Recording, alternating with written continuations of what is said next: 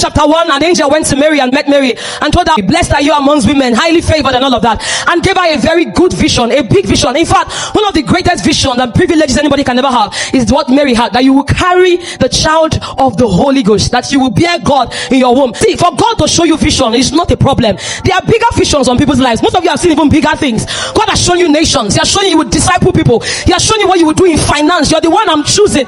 But you see, you need supernatural assistance. And there's a question that Mary asked that most people do not ask. She asked the question, how shall these things be? She said, knowing that I don't have a man. So there's a requirement for pregnancy is that a man will meet a woman. But Mary's like, I don't have a man. And there's a requirement for your business is that you need 10 million naira. So you're like, Lord, I understand. I'm not arguing. I'm not doubting with the vision for my life. But how shall these things be? And many times the help of God does not come with God giving you money. It comes with God sending intangibles your way. And the answer that God told Mary was like, the Holy Ghost will come upon you. So when the Holy Ghost came upon Mary, what happened to her was that her capacity enlarged to accommodate the vision. So when you see the help of God, many times it doesn't look like God is helping you, but God is helping you. That means for somebody tonight, one of the things God will do for you is that He will enlarge your heart in such a way that you can accommodate what He's bringing.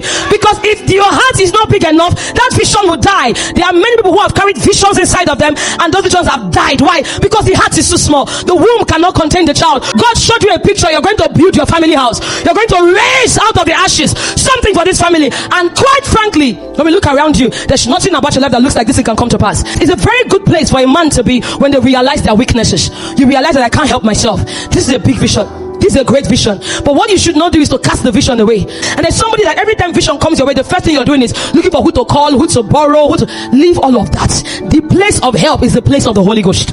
One of the major ways that God helps a man is that He increases your capacity to accommodate His vision for your life.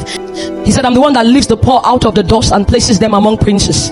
You can really try your best, but you can't help yourself. You can do so many good things, but those good things cannot lift you to where God is taking you to. It is God that orchestrates a man's path, that leads him in the way that he should go.